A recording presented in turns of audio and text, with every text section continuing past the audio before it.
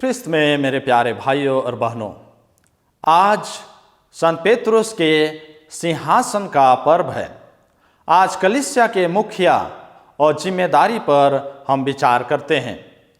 संत पेतरुस आज के पहले पाठ में कलीसिया के अन्य अगुओं को संबोधित करते हुए उन्हें झुंड का चरवाहा बनने के लिए आह्वान करते हैं।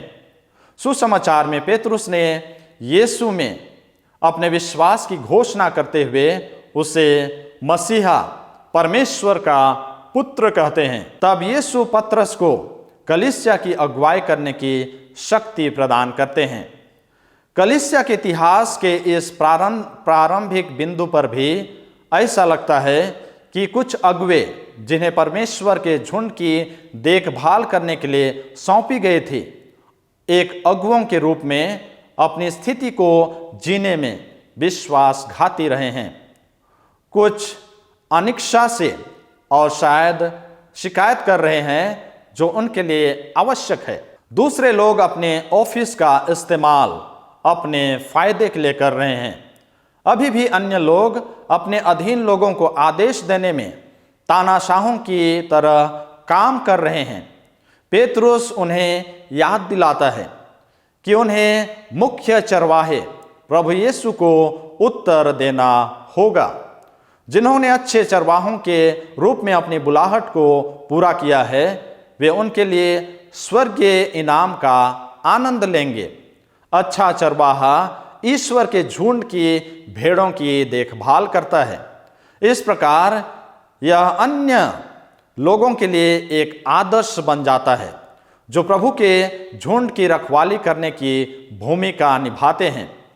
चारों ओर अच्छे चरवाहे के साथ झुंड के सदस्यों को कोई चिंता नहीं होती है, क्योंकि उन्हें लगता है कि चरवाहा उनके लिए सब कुछ प्रदान करेगा, उन्हें हरी भरी चरागाहों में ले जाएगा और साफ पानी से उन्हें तरोताजा करेगा। भले ही भेड़ों को अंधेरे और डरावने रास्तों से यात्रा करनी पड़े, वे नहीं डरते, क्योंकि चरवाहा उनकी रक्षा करने और उन्हें सही रास्ते पर रखने के लिए साथियों के साथ हमेशा उपस्थित रहता है। चरवाहा झुंड के सदस्यों के लिए एक समृद्ध भोज प्रदान करता है, जबकि भेड़ के दुश्मन लंबे समय से इसकी बाट जोहते हैं। चरवाहा यह सुनिश्चित करता है कि भेड़ें ईश्वर के भवन की ओर यात्रा करते समय अपने पूरे दिन भलाई और दया का आनंद लेंगे। सुसमाचार में जब यीशु ने शिष्यों से पूछा कि लोग उसके बारे में क्या सोचते हैं, तो वह शिष्यों से पूछता है कि वे क्या कहते हैं कि वह कौन है। पेतरुस ने साहसपूर्वक यीशु को मसीहा और जीवंत ईश्वर के पुत्र के रूप में घोषित करता है। यीशु पहले स्वीकार करते हैं कि पेतरुस को यह कहने के लिए उसके अब्बा पिता ने प्रेरित किया है। यीशु तब पेतरुस को कलीसिया की नींव बनाता है और वह पेतरुस को कलीसिया की अगुवाई करने का अधिकार प्रदान करते हैं। पेतरुस नाम ग्रीक शब्द पेट्रा से आता है, जिसका अर्थ है चट्टान। आज हम कलीसिया के मुखिया संत पापा के पद का सम्मान करते हैं, जो संत पेतरुस की कुर्सी पर विद्यमान होते हैं।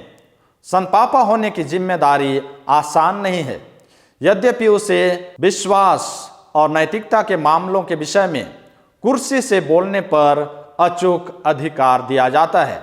इसका मतलब यह नहीं है कि कलीसिया के इतिहास के लगभग 2000 वर्षों में प्रत्येक संत पापा का एक आदर्श इंसान रहा होगा।